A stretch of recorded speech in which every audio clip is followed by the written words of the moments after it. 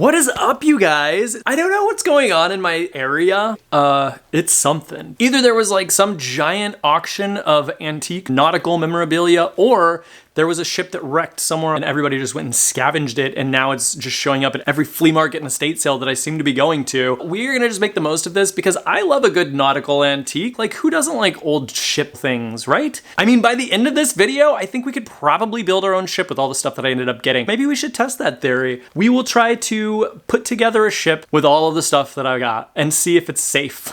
Let's see if we can build a safe ship with all of the things that I bought. Sounds good. So one of the things that I saw that I absolutely loved, this is a vintage life preserver from the Queen Mary. And if you guys aren't familiar with the Queen Mary, it is this insanely cool place that's a total time capsule. This ship is literally still docked in Long Beach. It's basically been converted into a hotel, but everything is still totally original. So you can go on this ship and it literally feels like you are in the 1930s. And it's also supposedly super haunted. It was converted into a warship for a little while during World War II. There were 49 reported deaths that have happened on the ship. This life preserver is really cool because this would have been a child-sized life preserver, and it's actually dated 1962. So this would have been made just a few years before the ship was decommissioned. This is just a very cool, really unique piece that you're not gonna find very often. And these are so valuable. People really love these things. The guy is asking $300 for it, and that's about what they go for. So I'm probably gonna have to pass. So far on our ship that we're trying to build, we have a ship with no life preservers, but I did have to show that to you guys because that was super cool. The next thing that I see, I'm totally obsessed with. It's a reproduction figurehead that is a mermaid, basically. Check this out. So this is actually from a company called ALFCO, which stands for Artistic Latex Foam Company. So I feel like ALFCO is probably just a little bit easier to say. And these are super collectible. This company was opened between the 1940s and the 1960s, and they've made some really, really collectible pieces. They can go for a ton of money. Like this mermaid here, I think realistically will sell anywhere from $400 to $1,000. This one is in really, really great condition. So I'm really kind of excited about this. An original one of these would have gone on the very front of the ship, and it would have been to ward off evil spirits or to bring good luck so that you could get to wherever it was that you were going safely. We have no life preservers. We're gonna need a little bit of luck. You guys, this thing is so cool. So this is an amazing, amazing shape. It's labeled mermaid in case you weren't confused about what it was. Super cool. But then it has the company mark here, just says ALFCO. So now we're gonna have good luck on our boat. We have a figurehead shaped like a mermaid. So I was going through this antique shop and they had this ship wheel laying on the floor. We are gonna need more than a lucky mermaid if we don't have a steering wheel for our ship. But then it's also not a ship wheel. So this is actually very cool, and I'm totally gonna get this thing anyways. This is actually an old vault safe knob, and this would have been from a massive vault that probably would have been in a bank. A knob this size would have had a massive door attached to it at one point. People love these things, and some of them will even have the original bank's name stamped on the front. These things were literally made to be blast proof. They were supposed to survive. So there are pieces like this floating around that are highly sought after. And you'll notice that anytime somebody buys a bank and tries to repurpose it into another business, a lot of times they'll just keep the old vault there. These things are nearly impossible to take apart and destroy. So people have to just build around them. And people are like, oh yes, we love to keep the integrity of our building. We love the history. But also maybe it's just because you couldn't take it apart. I see why they would have thought this was a boat steering wheel.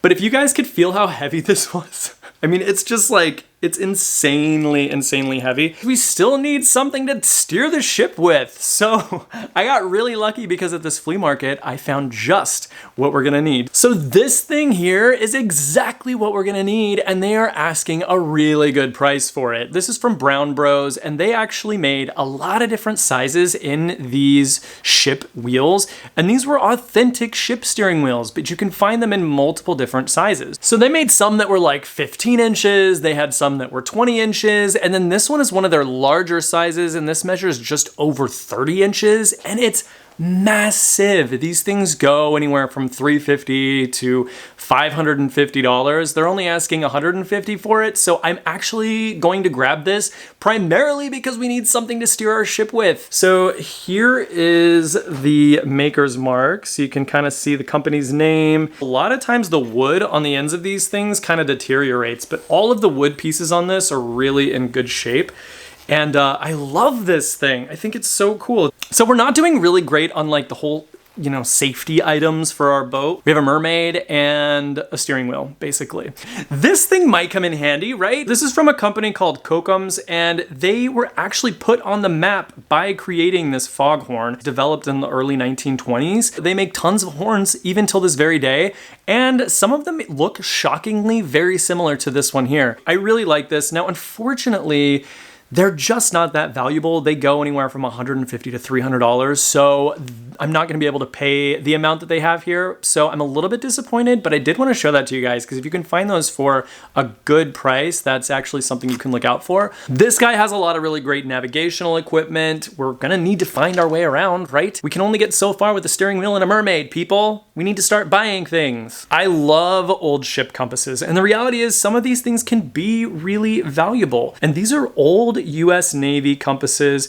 This is the Mark I model. The thing is these are massive. They're so heavy. They're so expensive to ship.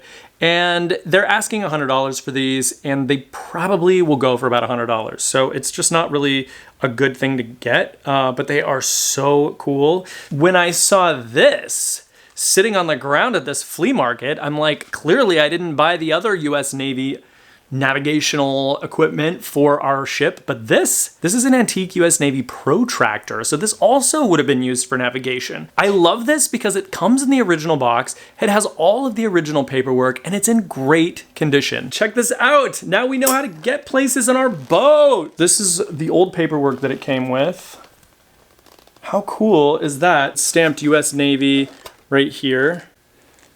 The one issue I have with this, I don't know how to use it. Actually, if you do know how to use this, leave me a comment, let me know how it's done. I wouldn't even know where to begin with something like this. It looks so complicated. These things can go anywhere from $300 to $500. The guy was asking $100 for it, so I ended up doing that just because I thought that was a fair price. The other US Navy thing that I thought maybe we could use for our ship was this anchor. We're gonna need to park at some point, right? Like we can only drive around with our mermaid and our steering wheel for so long until we need to like stop somewhere.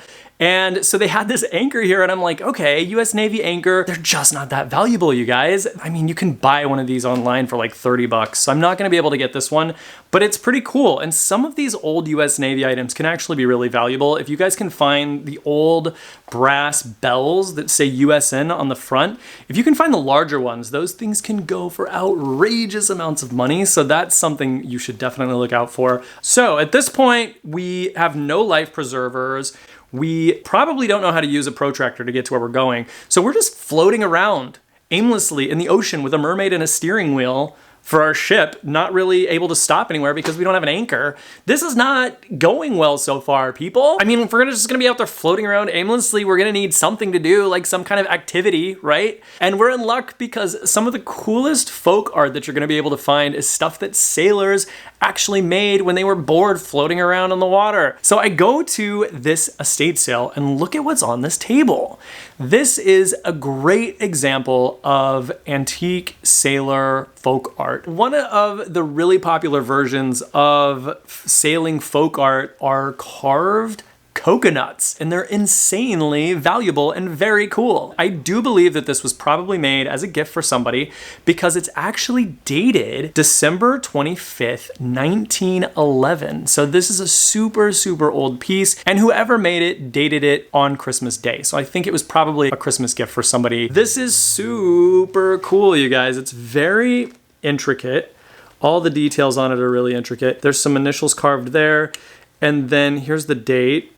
25th would be the day, 12 would be the month, and then 11 would be the year. And this is cool because they actually made this into a box. The hinges are broken, so I'm just gonna take that off so I can show you guys. You can take these things off. It's just like a little box on both sides. I feel like that's something that we can do since we're just gonna be kind of floating around. You guys, that was so much fun. I just can't believe all of the different nautical stuff that's popping up. It's so exciting to be able to show you guys all of this ridiculous stuff that I've been seeing and have been finding. I hope I didn't scare anybody away from getting on our boat. There's no safety equipment at all. We don't have any of that kind of stuff, but we have fun things. We've got like a mermaid, and we can carve coconuts. So I feel like that's a fun boat. We're gonna have a fun boat. It could also be scary, and I feel like I really wanna know, what is your guys' scariest situation that you've been in involving water? Listen, this can be anything. This can be a boat, this can be a pool. My scariest water event, which was a jacuzzi. And I don't know why I'm even telling you guys this. Me and one of my friends in middle school filled up an entire jacuzzi with dish soap and bubble bath. We just wanted to have this crazy explosion of bubbles. The bubbles were so thick, it made this like really soupy bubble situation, and it was just over my head. I couldn't breathe. I could not breathe in all of these bubbles, and I thought that was it for me. Who wants to die that way in a bubble jacuzzi bath? I didn't even drown. I'm just breathing in bubbles and I can't breathe. That was terrifying. So I'm sure some of you guys actually have better, scarier water stories that I would be very interested to hear. Leave your comment in the comment section below. If you haven't hit that subscribe button yet, make sure you do it now so you don't miss future episodes. And as always, thank you guys for watching, and I hope you have a wonderful day.